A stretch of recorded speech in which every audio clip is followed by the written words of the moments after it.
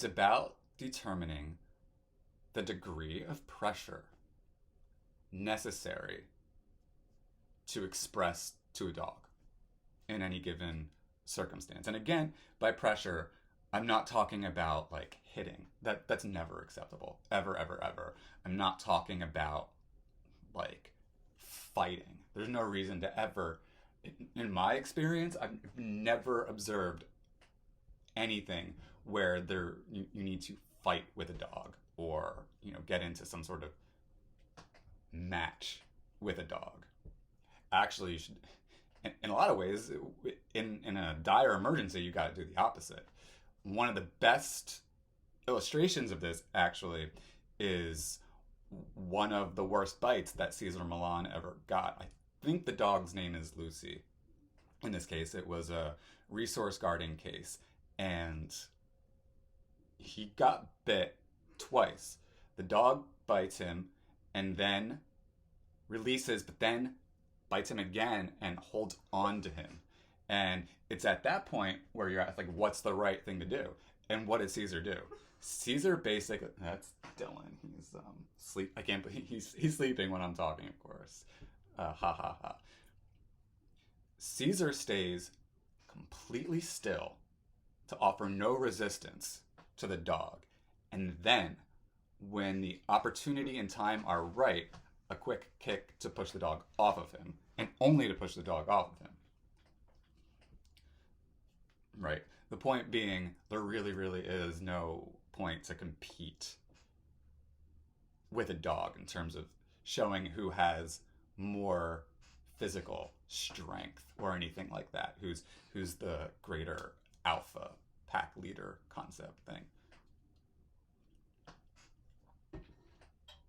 But obviously, anyone who does have experience with a certain kind of aggressive dog or certain circumstances in a rescue where you really have to ask, like, is this a sort of dog that may have to be euthanized? If not, what can possibly rehabilitate this dog? And we have to ask ourselves then, is a leash correction, a leash pop, going to communicate? Not punish. Not even really correct. I don't like the words correction or punishment because they're both besides the point. Because a correction, this concept of a correction is like as if you are sort of utterly controlling a dog, as if a dog is your puppet toy or something. I don't agree with that. I believe that if you pull the leash with the right amount of energy intensity, you communicate a certain feeling and sentiment and direction, suggestion to the dog. And I do believe that Cesar Millan understands this conceptually and with more clarity than probably anybody, at least in the world of like mainstream spokespersons within the dog training community. It's clear. It comes down to the energy concept. And Cesar Millan understands energy. He understands energy better than almost anyone I've ever studied, honestly. That's not to say that other trainers don't. A lot of them do. Many do. But Caesar, to me, puts it at its clearest. And so I do value him a lot. And again, some of his defensive handling techniques are really great and are actually not really even aversive, and don't always employ things like a leash correction or a prong collar or like fighting with the dog. But again, there's more like defensive style. So yeah, Cesar Millan is on that list. But the thing here is, and so I know this is like quite a rant, but I think it's actually very important. The thing is that people can get so caught up in the act of defensive handling and the focus on having this stronger degree of force that they lose sight of the fact that it's not always necessary, right? There's the situation where your dog absolutely cannot seem to understand you whatsoever and is dangerous or is at the cusp, at the edge of becoming dangerous. In which case you have to communicate something to them, and you also have to obviously, you know, control the situation. However, just because you're working with a dog that may have that tendency does not mean that you necessarily need to take a defensive handling centered heavy approach. Positive reinforcement works a lot of the time, even with a lot of like the worst kinds of dogs. I've only observed maybe like one or two situations where I saw no path. I saw no immediate path through positive reinforcement. I think twice, maybe even just only once. I'll never forget that dog because the dog was constantly biting at anybody. And interestingly, it was probably meant in playfulness, but the dog knew no restraint and didn't have good bite inhibition and was ultimately like dangerous. And was the only dog that I sort of completely couldn't really communicate with. I shall never forget that dog. But in most of the cases, positive reinforcement works. And the best illustration I ever saw of this is also one of the most ironic. So another name on the list, Robert Cabral. Now, to be honest, with Robert Cabral, when I watch a lot of his training, he uses a lot of negative reinforcement, which makes me pretty uncomfortable. I think that he takes it to a point of excess. The dog doesn't sit. He gives a correction by popping of the leash. I think that's unnecessary. I think that's excessive. I don't want to necessarily accuse him of conscious animal abuse or anything like that. And there's a discussion to be had about what are instances where no other thing would work. I haven't observed it, but he's been around a lot longer and been around more dogs than I have, so I leave it open to discussion. But my point being, so here's somebody who, in my opinion, uses too much force. Like sometimes Caesar does, though actually Robert Cabral uses, I think, a little bit more force even than Cesar Millan at times. And here's the thing, though. Check out some videos of Robert Cabral dealing with aggressive dogs in the kennel at an animal shelter. And you'll never see something more like diplomatic and positive and patient and poised. Right? So my point, like a broader point then here is this. We have to move away from a sense of like,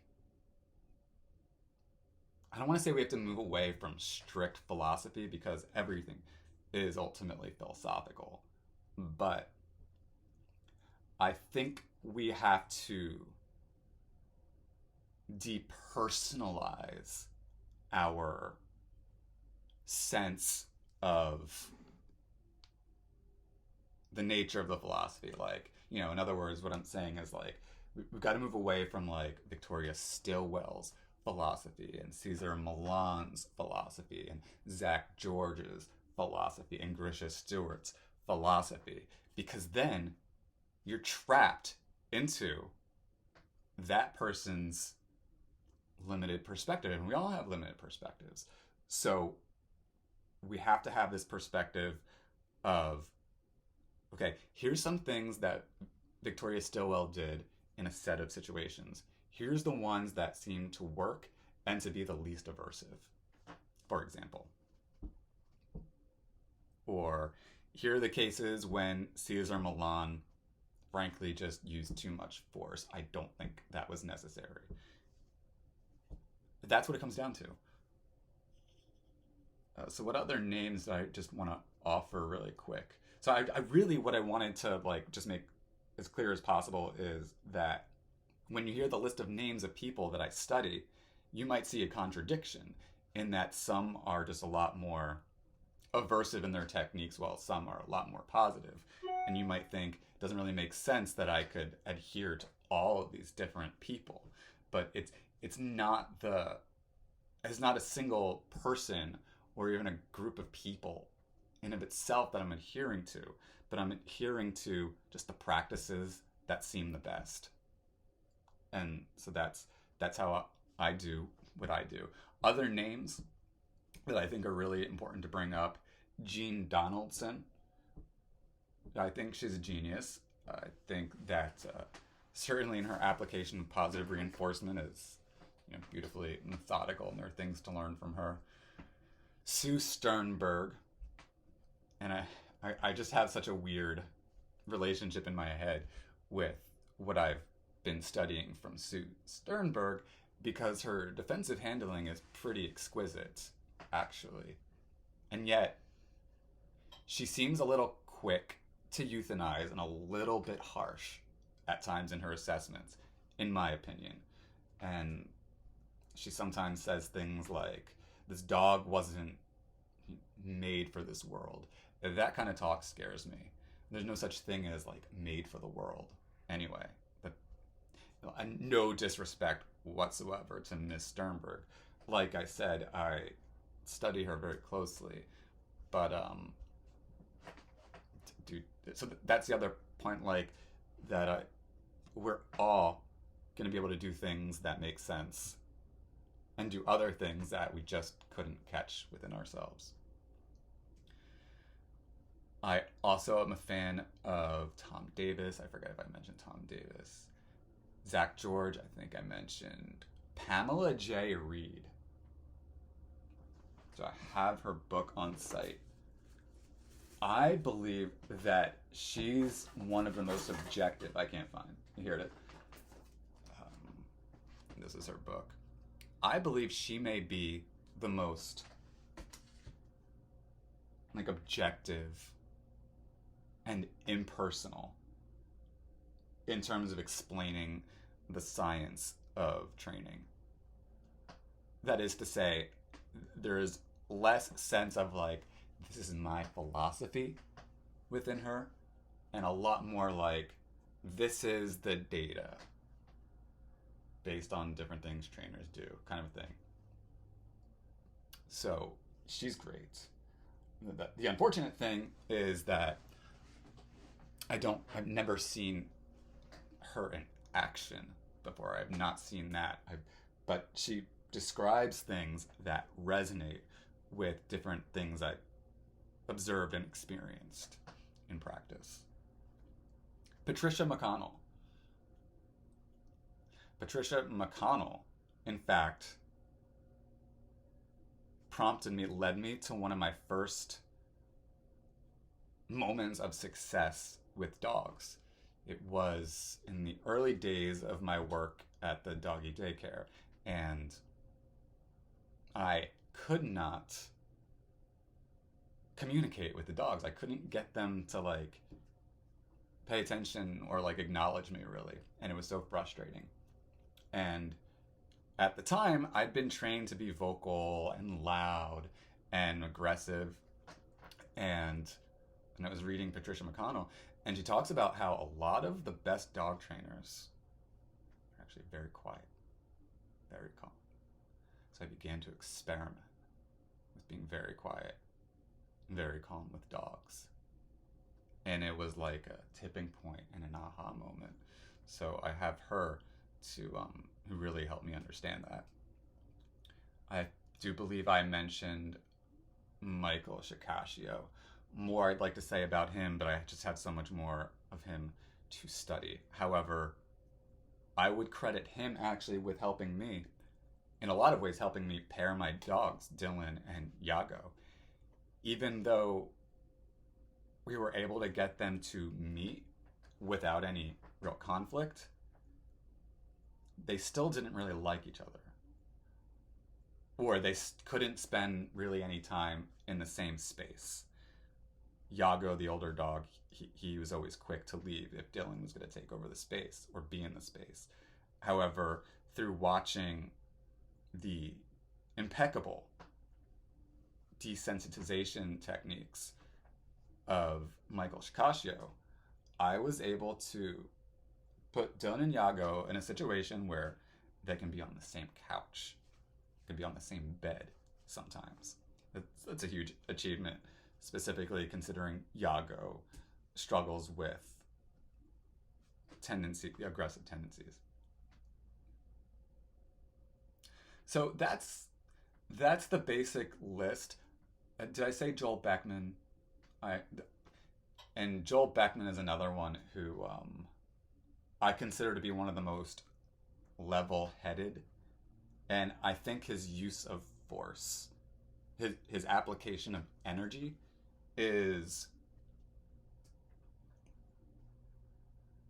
might be the best of anyone I've ever observed. That is to say, he never seems to use too much or too little force. Like it seems, as much as anyone can be, he seems always to be like right on the money with his energy application. So it seems to me at this point. There are other names and other concepts, but this was like just something really preliminary that I wanted to put out there for you, just to begin establishing more transparency, so you know exactly what you're going to get, or as much as possible what you're going to get from me, what I'm drawing from when I work with a dogs and people. Okay, thank you so much. If you have any thoughts, comments, questions, criticisms, etc., please feel free. Just be nice, just be respectful, diplomatic, I hope. Okay, thank you. Talk to you soon. Bye.